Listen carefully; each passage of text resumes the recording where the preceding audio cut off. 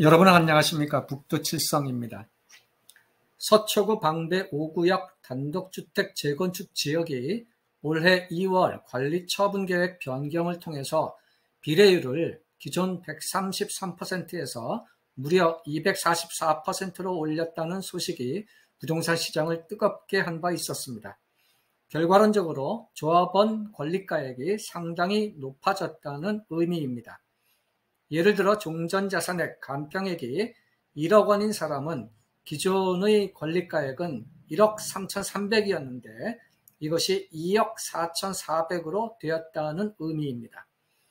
간평액이 10억 원이었던 사람은 기존 권리가액이 13억 3천이었는데 무려 24억 4천으로 뛰었다는 의미입니다. 비례율이 이렇게 급상승한 이유는 추정컨대 간평액은 그대로 둔 채 시장 논리에 따라 조합원 및 일반 분양 가격을 현실화 상향시킨 이유 때문이라 보입니다. 사업성이 대단히 훌륭하다라는 의미겠죠.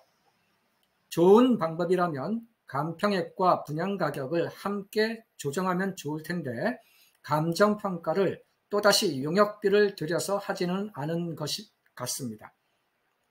시공건축비도 세월이 흐르면서 상당폭 증가했을 가능성이 다분할 텐데 이것은 얼마나 현실화시켰는지 모르겠습니다.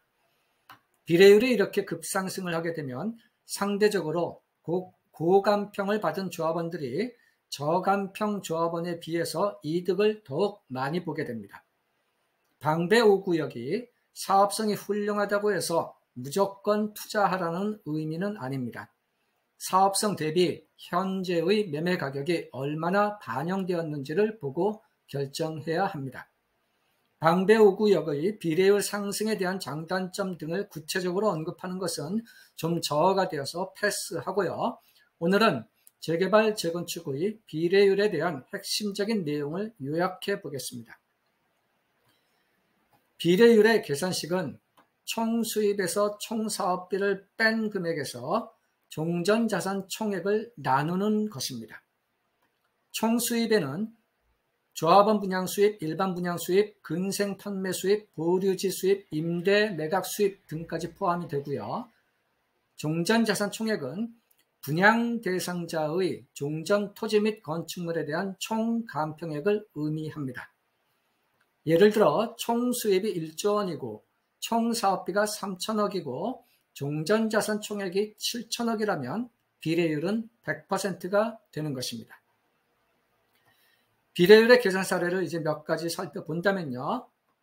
표에서 보시면 사례 1번, 총 수입은 1조 원이고 총 사업비가 3천억이고 종전자산 총액이 7천억이라면 비례율은 100%가 되는 것이고요.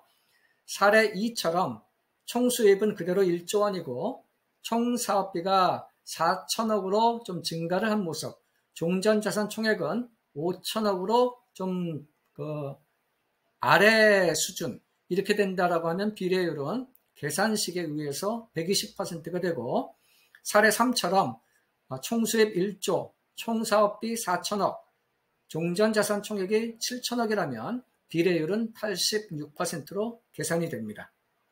한편 사업비와 종전자산액이 고정된 상태에서 총 수입액만 변화되는 경우도 살펴보면요. 사례에서 보듯이 총 수입액이 변화가 되면서 종전자산 총액은 고정 상태에서 총 수입만 이렇게 변화가 되면 비례율도 100%, 114%, 129% 등과 같이 변하게 되는 것입니다.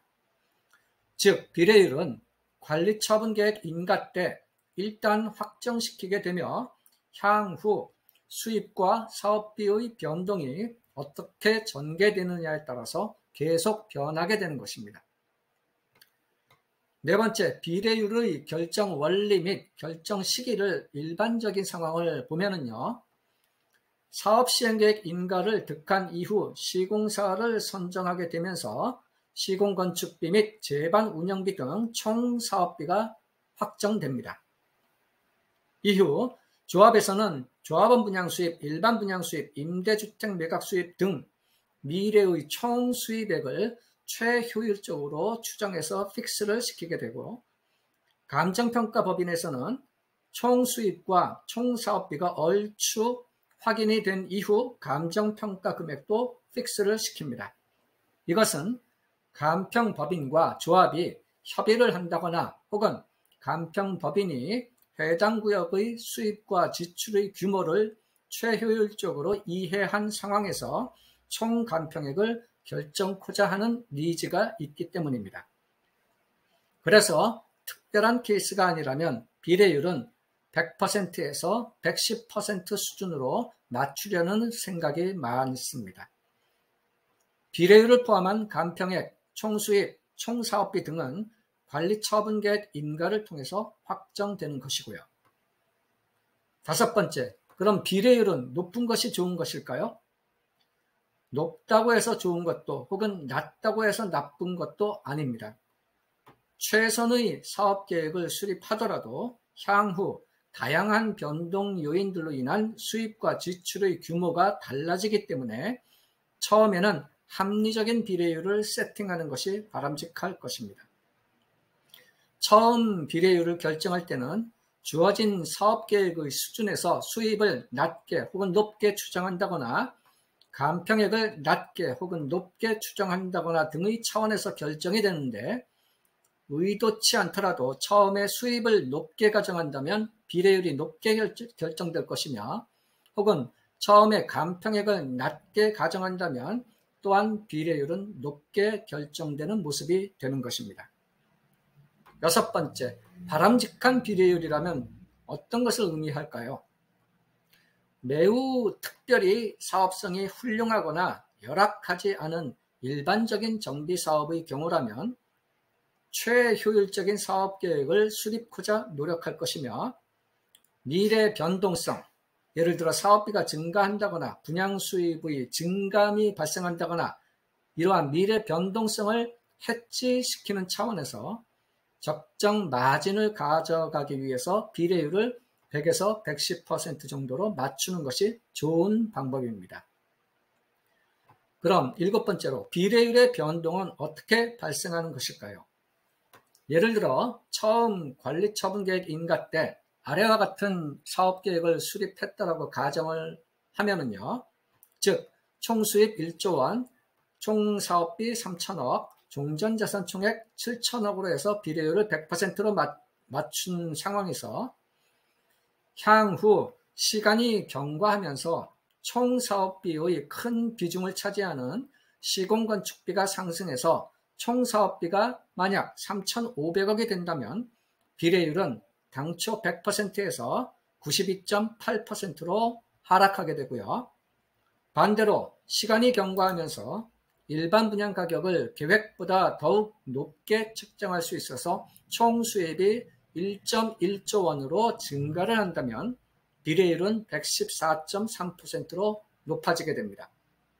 즉, 비례율은 미래의 수입과 사업비의 변동폭에 따라서 변하게 되는 것입니다. 최종적인 비례율의 종착점은 조합 청산 때가 되지만 개별 조합원들 입장에서는 비례율 변동으로 인해 권리가액이 변하게 되며 최종적인 추가 분담금이나 환급금도 당초 계획에 비해 달라지게 됩니다. 그래서 입주를 할 때 최종 확정된 추가 분담금이나 환급액을 정산을 해야 되는 것이죠. 여덟 번째, 비례율의 변동은 개별 조합원에게 어떻게 영향을 미치는지 살펴보면요. 사례 1과 사례 2 두 가지로 나눠봤고요.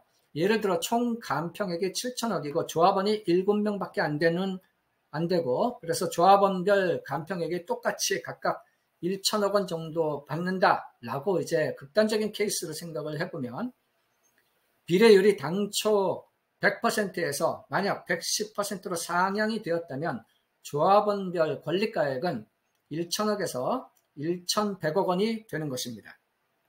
비례율이 반대로 90%로 떨어졌다면 조합원별 권리가액은 900억 원이 되는 것이고요. 조금 더 이제 조합원을 이제 좀 많이 계산을 해보면, 예를 들어 총 감평액이 7천억이고 조합원이 20명이고 조합원별 간평액이 아래와 같은데 비례율이 만약 100%에서 90%로 하락했다면 조합원별 권리가액은 초기 간평액 대비 표와 같이 이제 하락하게 됩니다.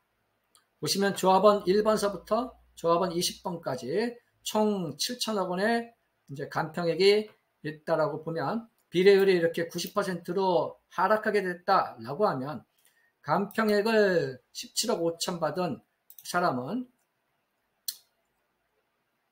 권리가액이 15억 7,500으로 이제 떨어지면서 하락 금액이 1억 7,500만 원이 되고요. 만약에 고간평을 받은 10번처럼 682억 5천만 원을 받은 고간평 조합원이라고 하면 비례율이 이렇게 90%로 하락하게 되면은 하락 금액이 무려 68억 원 수준에 육박하게 된다라는 의미가 됩니다. 요약을 한다면 비례율이 하락하거나 혹은 상승한다면 작은 간평액 조합원보다 큰 간평액 조합원이 받는 손해 혹은 이익의 절대액이 더욱 커지게 되는 모습이 됩니다. 결론을 말씀드리면 비례율은 특별한 사정이 없는 한 최효율적인 사업계획을 픽스시킬 때 100%에서 110% 수준으로 결정되도록 하는 것이 좋습니다. 처음에 비례율을 높게 책정한다는 말은 의도치 않게 간평액을 낮게 책정했다는 의미 혹은 의도치 않게 사업비와 간평액은 고정시켜 놓은 상태에서 분양 수입을 높게 책정했다거나 하는 등의 경우에 발생할 수 있는데 이런 것은 조합원들이 이슈를 제기할 소지도 많아서 좋은 방법이라 할 수는 없습니다. 간평액을 많이 받은 조합원이 향후의 사업비 증가 혹은 분양 수입 증감 등에 큰 영향을 받게 되는 구조이고요. 그래서 미래의 변동성을 잘 참작해서 약간의 버퍼를 갖는 수준에서 비례율을 결정하는 것이 좋은 방법일 것입니다. 오늘의 주제, 비례율이 높으면 추가 분담금이 적어질까에 대한 총괄 의견입니다. 관리처분 계획 인가 때 확정된 비례율에 따라 조합원별 추가 분담금이나 환급액은 일단 결정이 됩니다. 그러나 비례율은 향후 사업비나 수입액이 변동되면서 변동하게 되고 향후 분양가격을 높게 책정할 수 있다면 비례율은 상승하고 반면에 사업비가 증가하면 비례율은 하락하게 됩니다. 이에 시간 제한 없이 사업을 진행시키는 것과 부동산 경기가 좋을 때 일반 분양 가격을 높게 책정할 수 있을 때 그런 조건이 만들어지면 조합원들은 해피하게 됩니다. 시간 지연이 되면 특히 사업비가 눈덩이처럼 커질 수가 있습니다. 원부자재의 단가 상승이라든가 특히 금융비용 상승 같은 것들입니다. 오늘은 비례율에 대한 핵심적인 내용을 살펴보았습니다. 이상 부동산 재테크 고급 정보를 얘기해주는 북두칠성이었습니다. 감사합니다.